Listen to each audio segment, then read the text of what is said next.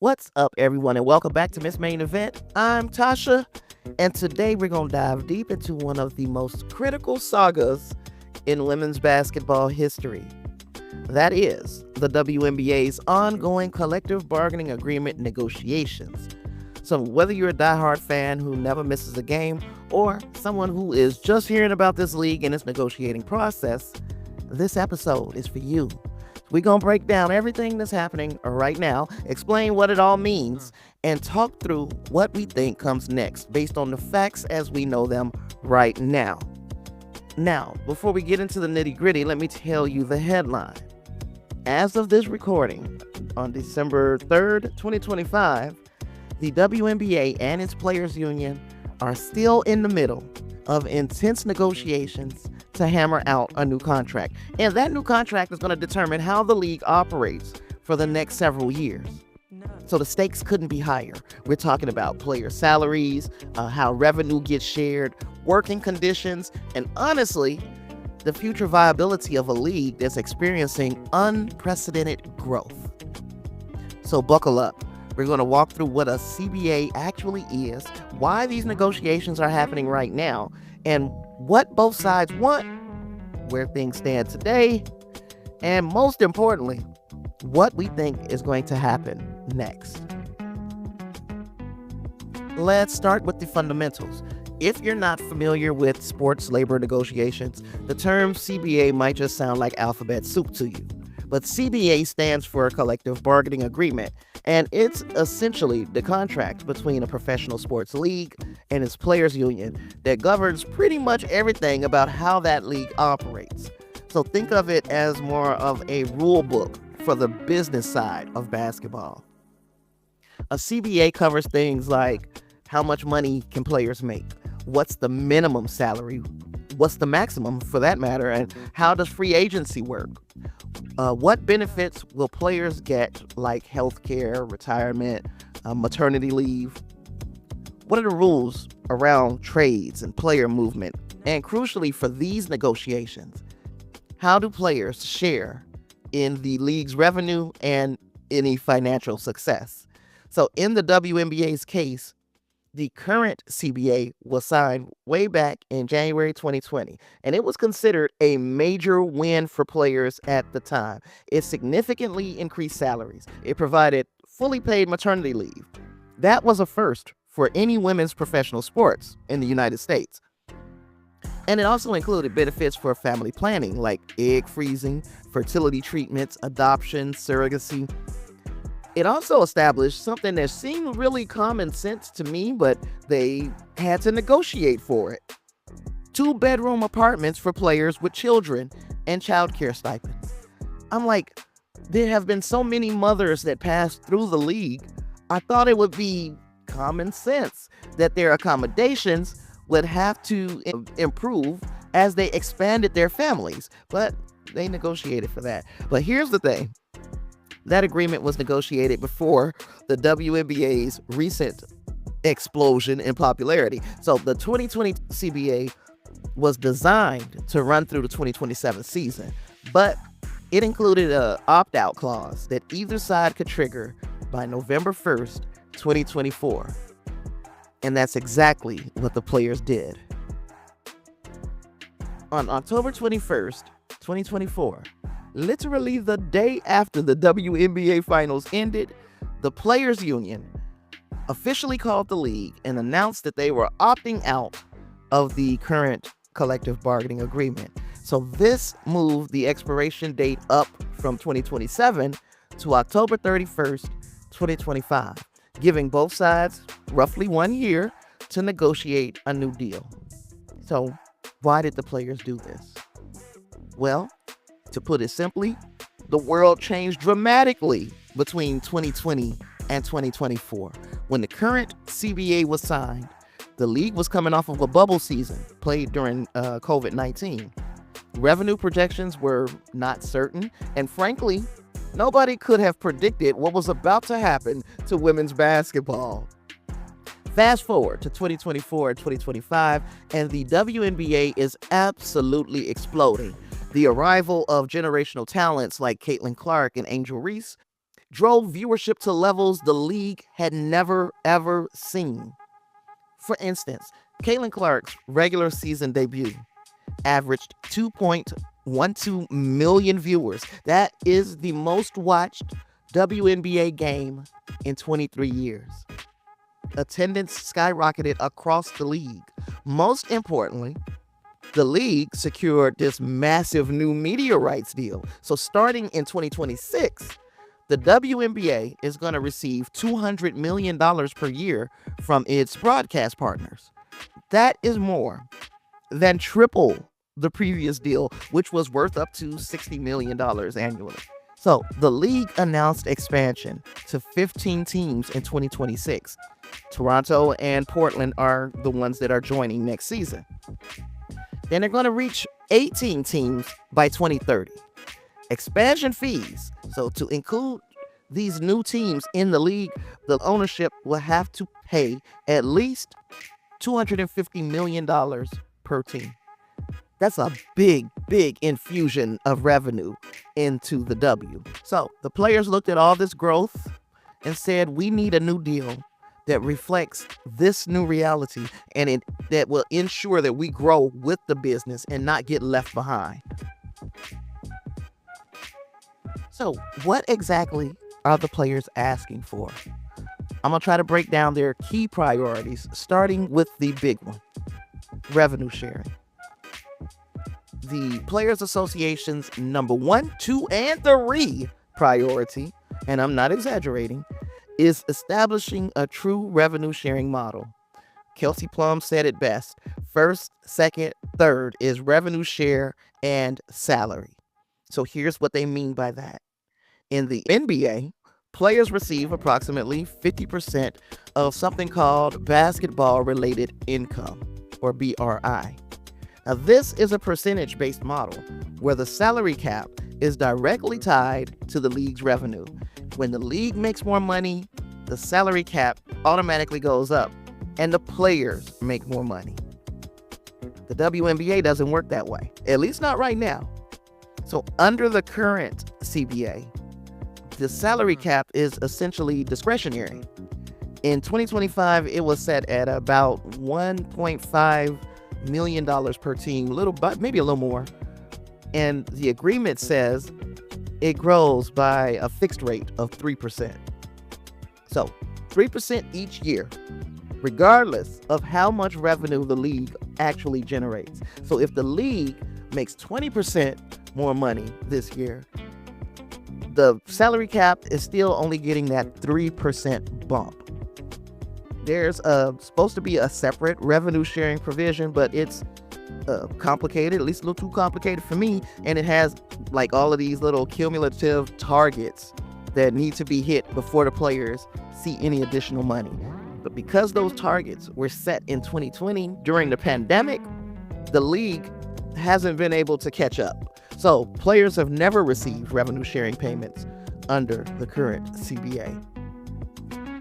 Players want to fundamentally change this system. They want their compensation tied directly to the league's financial performance so that as the WNBA grows, and it is growing rapidly, y'all, they want to grow with it. So if any part of revenue is fixed, especially at a minimal percentage, Nneka Ogwumike believes that they won't grow alongside the business. So beyond revenue sharing, the players were also pushing for codifying the league's charter flight program into the CBA, establishing minimum professional standards for facilities across all teams, expanding retirement and pregnancy or family planning benefits, and potentially modifying rules around prioritization and core designation. So I'm going to explain the last two for anybody who's not familiar. Prioritization is a rule that was introduced in 2020, and it requires the WNBA players to be in their team's market in time for training camp or face a season-long suspension. So it was designed to prevent players from staying overseas too long and missing the WNBA season in whole or in part. And the core designation is like the NFL's franchise tag. It allows a team to keep one unrestricted free agent, and it gives them exclusive negotiating rights with that player. So those were two things that might have needed more explaining, and I am happy to have provided that to you. All right. So we know what the players want. Let's talk about what the WNBA has put on the table. And I have to say, on paper, the league's offers represent massive increases in player compensation. Now, the most recent proposal from the league was delivered over the weekend of November 30th. That included some eye-popping numbers. The league is proposing a maximum base salary of $1 million guaranteed, with projected revenue sharing that could push that total compensation for max players above $1.2 million in 2026. So to put that in perspective, the current Supermax salary is $249,244. So $1 million is, we're talking roughly 5 times the amount that they were making on a Supermax in 2025 to 2026. You following me? So the league's proposal would also raise the salary cap from $1.5 million per team to $5 million per team. That's more than a 3-time increase. And the minimum salary would jump to over $225,000. That is up from $66,079 in 2025. Crucially, the league says the salary cap would also be directly tied to revenue growth moving forward. All of that sounds great. Big jumps in revenue and compensation for the players, right?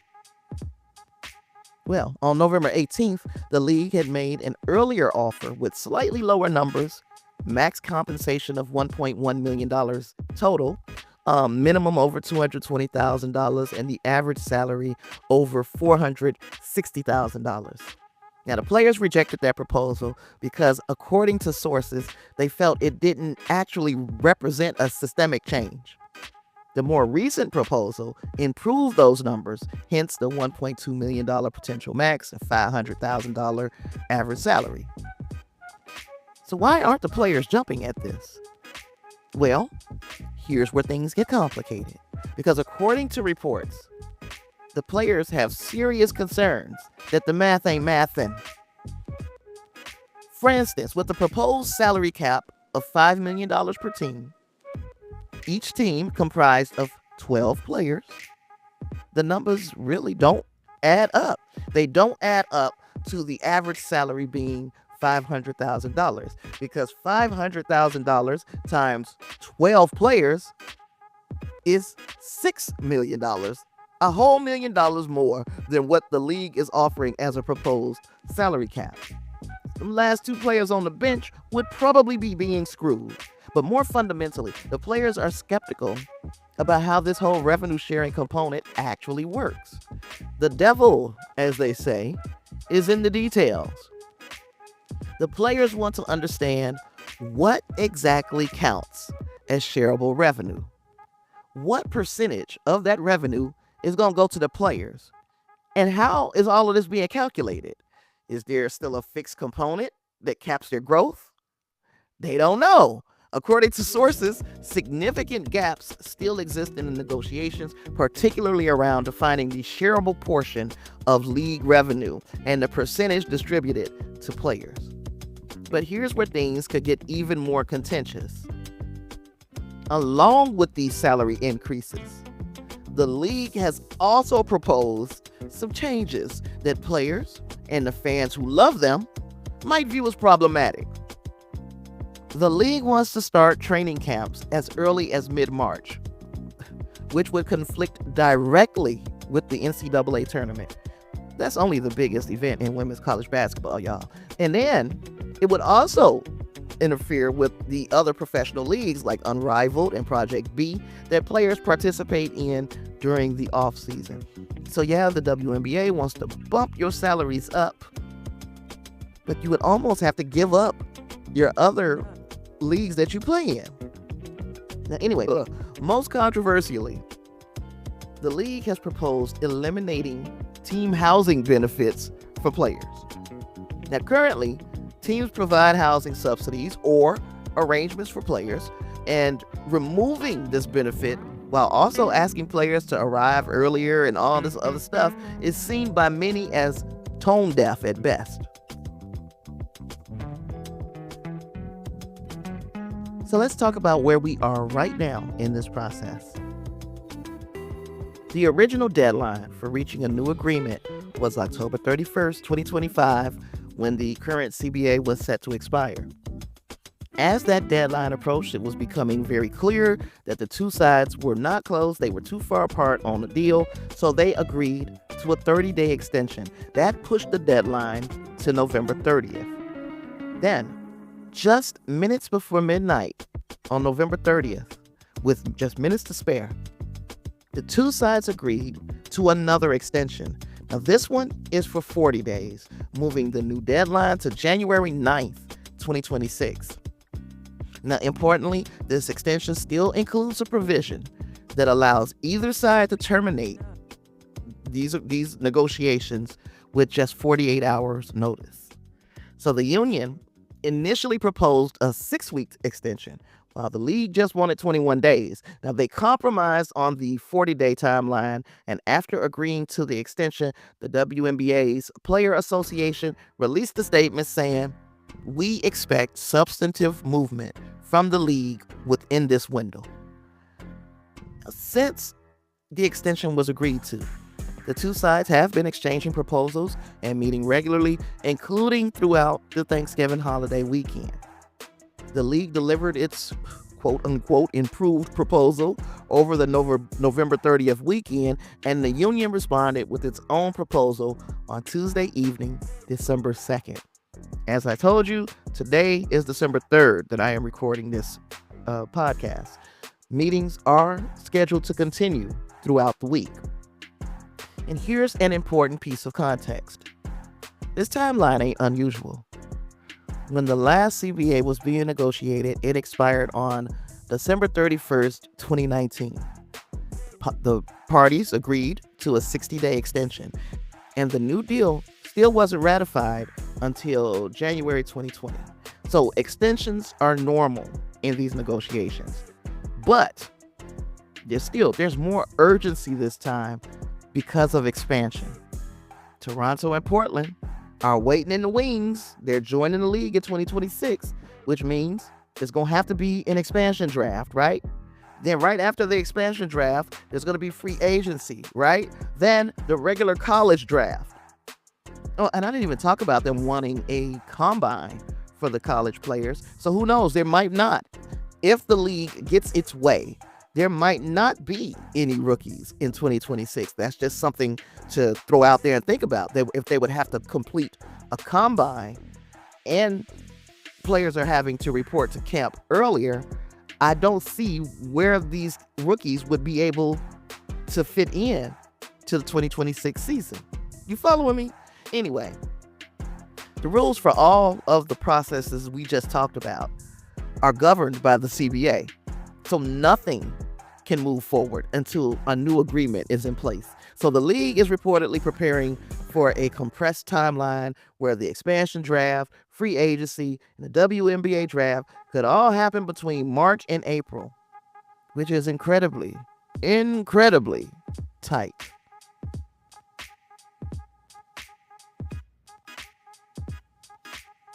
So all of this brings us to an uncomfortable but necessary question. What happens if the two sides can't reach an agreement by January 9th? Well, there are essentially 4 scenarios. In the first scenario, there will be another extension. The two sides could agree to push the deadline back again. Now, that seems possible given that they've already done it twice, but the clock is ticking because of the 2026 season timeline. Our second scenario is we can have a status quo period. The CBA would expire, but both sides could say, hey, we will agree to maintain the current terms temporarily while we continue to negotiate. Now, this would preserve normal operations of the league, but it creates even more uncertainty. The third scenario is a lockout, y'all. If negotiations break down, the league could impose a lockout. That would prevent players from using team facilities, receiving pay, participating in league activities. The expansion draft, the trades, all signings, all of that will be frozen. This is what happened to the WNBA several times. Most recently in 2011. The WNBA has never had a work stoppage. But when we look at their brothers in the WNBA, we see what is possible with the work stoppage. Finally, the fourth scenario is that the players could go on strike, or they could make the more dramatic step of decertifying their union, which would allow them to challenge the league's salary cap and other restrictions under antitrust laws. This is what people call the nuclear option, because it is high risk, high reward. That is what their cousins in the NFL, the NFL players did that in 2011. Ain't it amazing how both of these leagues had these kinds of agreements and talks in 2011, and both of them was like, F y'all, pay us. Well, this is where our women are today. Now, nobody really wants scenarios 3 or 4. A work stoppage would be devastating, especially for a league that's building incredible momentum. The 2026 season needs to start on time. Toronto and Portland need to debut. And there's also a FIBA Women's Basketball World Cup scheduled for October of 2026. And that creates a very hard deadline for the season to end. So delaying or canceling the season would damage relationships with the sponsors, the broadcasters, most importantly, fans who may have been just discovering this league and coming in on all this turmoil. Now, to really understand these negotiations, let's zoom out and let's give some context. We need context on what's really happening at the bargaining table. First, we could talk about the league's financial situation. And this is a complicated and, frankly, murky subject. The WNBA allegedly has never been profitable. The NBA commissioner, Adam Silver, said in 2018 that the W loses about $10 million per year on average. But according to reports from 2024, the league was projected to lose around $50 million that year, despite having record revenue of approximately $200 million. Now, that's a 5-fold increase in losses, even as revenue has more than doubled. How is that possible, right? Well, they say expenses have increased dramatically. First, the league now provides full-time charter flights for all teams, which reportedly costs about $50 million annually.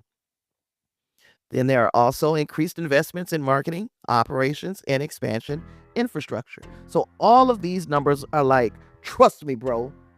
Why? Why do we have to trust them? We don't actually know the full financial picture because the WNBA's books aren't public.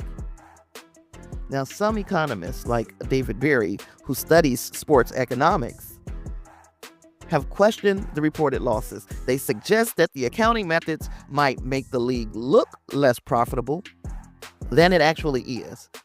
The NBA owns roughly 60% of the WNBA and has subsidized it historically, but as the league grows, there's increasing pressure for it to become its own thing, to be self-sustaining. And then secondly, we have alternative leagues now. This is a huge factor that a lot of people are not giving enough attention. During the WNBA season, during the WNBA offseason, 2 new basketball leagues have emerged that are directly competing for WNBA level talent and potentially providing players with leverage in these negotiations. Unrivaled is a 3-on-3 league launched by Nafisa Collier and Breonna Stewart that held its inaugural season in 2025, and it's been successful enough that it's reportedly close to breaking even. But the bigger story is Project B, a league I admittedly have questions about. So Project B is a new global league backed by some serious tech money that's offering WNBA players reported salaries of up to $2 million per season. That is nearly 10 times the current WNBA max contract. Plus, they're also offering equity stakes in the league. As of late November 2025, I don't think anybody else has been announced since then, but Project B has signed some major names. Nneka Ogwumike, the WNBA Player Association president herself, has signed on to the league. Alyssa Thomas, triple-double machine, has signed on to the league. Jonquel Jones, Jewel Lloyd, Kelsey Mitchell, Sophie Cunningham, Camila Cardoso, and others have signed on to Project B. So think about that for a second. The president of the Players Union, who is leading CBA negotiations, has signed with a competing league that's offering dramatically higher salaries. That sends a very powerful message about what the players think they're worth and what alternatives exist if the WNBA don't get their shit together. Now, Project B is scheduled to operate during the WNBA offseason, and under the current structure of reporting, players could potentially do both. But if the WNBA gets its way with their latest proposal, there would be scheduling conflicts that would force people to choose. And the mere existence of these alternatives changes the negotiating dynamics. Okay, so I just got an unexpected visitor to my room. So if you hear my grandson moving around in the background, please excuse him. If I'm going to get this done, it's going to be with him in the room. So anyway, what was I talking about? And I think our third point is that there are tensions in leadership because WNBA Commissioner Kathy Engelbert's leadership has come under fire, particularly after Minnesota Lynx star Nafisa Collier dropped her exit interview bomb and called the WNBA's leadership the worst in the world. Now, multiple team owners have also reportedly expressed dissatisfaction with Kathy's leadership, and there's been discussion about whether she will even be around after these current negotiations are done. So, while major leadership changes are unlikely during these negotiations, the tension does create an uncomfortable backdrop for these talks. All right, I'm getting back in rhythm now. Now, we've laid out the facts. Let's talk about what we think happens next based on everything that we know. My first prediction will be that there will be a deal, and it will happen before the 2026 season starts. And here's why I think this. Both sides have way too much to lose from work stoppage. The WNBA is experiencing unprecedented growth, new media deals, expansion teams, surging popularity. Killing that momentum with a lockout or a strike would be catastrophic for everybody involved. The players know this, and the owners know this. Now, the history of the last CBA negotiation supports this prediction. In 2019-2020, the parties extended the deadline and ultimately got a deal done in January just in time for the season. So I expect something similar to happen here. Negotiations are going to go down to the wire. Possibly we might see another short extension beyond January 9th, but ultimately, I think both sides will compromise. Now, the second prediction is that the new CBA is going to include some form of direct revenue sharing, but it won't be a straight 50-50 BRI split like the WNBA. The players' number one priority is revenue sharing tied to league growth. And the league has already acknowledged this by proposing that the salary cap be directly tied to revenue growth. So we think that the final deal is going to include a mechanism where player compensation grows with league revenue, but it'll be probably more complex than the NBA model. Why? Because the WNBA's financial situation is really, really different from the NBA. The league is still working towards profitability, if you believe Adam Silver, and it has ownership also from outside investors who got in with certain expectations about return on their investments. Yeah, a straight 50-50 split is probably not going to be viable right now. Instead, I would expect something like a very defined percentage of revenue above certain benchmarks will go to the players, and then that percentage will increase over the term of the agreement, or some kind of tiered system where the player share grows as the total revenue grows. Look, I'm not an economist, but this is what I think would be beneficial for both sides. But the key to all of this is going to be transparency. The players need to understand exactly how much revenue the league is generating and how their share is going to be calculated. And I predict that this is going to be addressed through much clearer financial reporting requirements in the new CBA. And my third prediction is that player salaries are going to increase dramatically, but not to that $1.2 million max that was initially proposed. The gap between the league's current proposal and where players want to be are going to require compromise. And we think that the final max salary is going to land somewhere between $800K and $1 million. And that's going to be the guaranteed salaries. Then there's going to be also additional revenue sharing bonuses on top that could push their total compensation even higher. Now, minimum salaries are going to likely settle around, say, $150K to $200K. Then those average salaries will probably not hit that $500K that they talked about. It will probably land between $350, $450. This still represents massive increases from the current levels, like roughly triple to quadruple for many players, but not quite as high as the league's most recent proposal. And the salary cap is going to probably land around, let's say, $4 to $4.5 million per team, not that $5 million that they promised. My next prediction is the controversial proposals around early training camps and eliminating houses. All that shit's going to be dropped, or it's going to be significantly modified. Those proposals were met with immediate backlash from players and fans, like immediate. Starting training camp in mid-March directly conflicts with March Madness, and that is terrible optics for a league that relies on the college pipeline. And eliminating housing benefits while asking for earlier reporting and not providing guarantees that players will remain with a team just feels like punishment. Doesn't feel like progress. So I think the league floated these ideas just as a negotiating tactic. So we're gonna ask for some shit that we know we're not gonna get. So I have things to give up during these negotiations.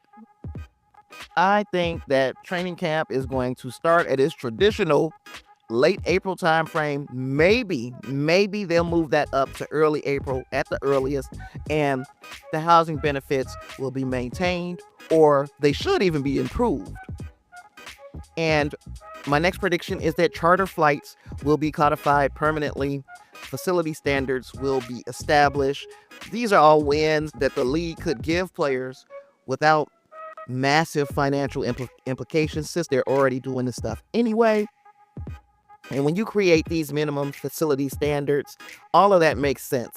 You've got new teams coming into the league. They can already have their facilities prepared or up to standard for these ladies. And you can include other things, like besides the practice facilities, you can have the weight rooms, the medical staffs, the accommodation standards. It should be even across the board. I also think that this deal is going to be shorter than the previous CBA, probably 4 or 5 years instead of 7, because the league is changing so rapidly that locking into a 7-year deal is not going to make sense for either side. Players do not want to be locked into terms that will look outdated in a few years if the growth continues at the current rate. And the league probably wants some flexibility too, especially as it figures out its long-term financial model with the expansion, the new media deals, and hopefully, profitability.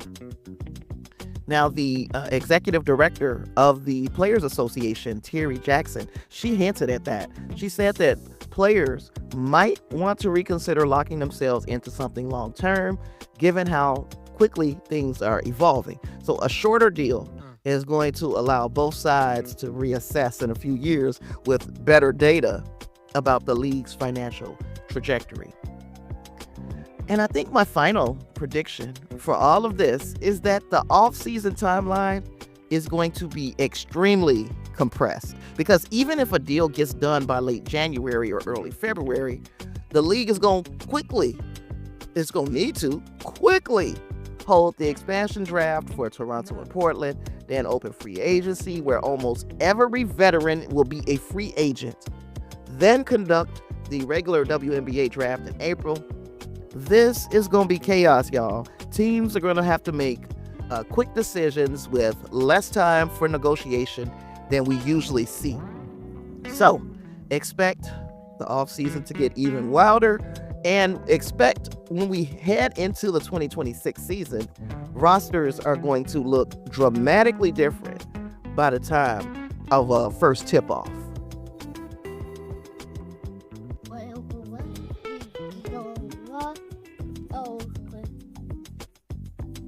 Now, before I wrap things up, I do want to talk about why these negotiations matter beyond just basketball. These collective bargaining agreement talks are happening in a broader context of women's professional sports and women in the workforce generally. So, when the 2020 CBA introduced fully paid maternity leave, comprehensive family planning benefits, increased child care support, that was considered groundbreaking. Sue Bird said at that time, when you look at things like what we're going to do with maternity leave and family planning, we're going to be looked at as pioneers in the sports world. And she was right. Those provisions set a new standard for how professional sports leagues and employers more broadly should support women.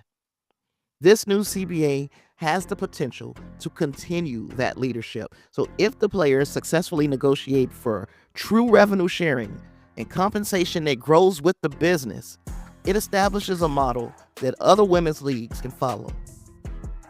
It proves that women athletes can claim their fair share of the value that they create.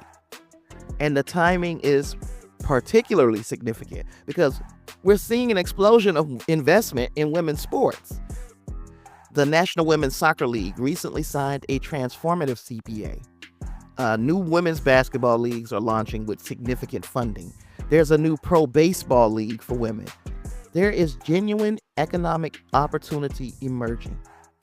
But there's also a cautionary element. The WNBA needs to figure out its path to profitability while fairly compensating players. That balance between paying athletes what they're worth and ensuring the business is sustainable is something that male sports leagues largely solved decades ago. Women's sports are working through these growing pains and working through questions in real time under intense scrutiny.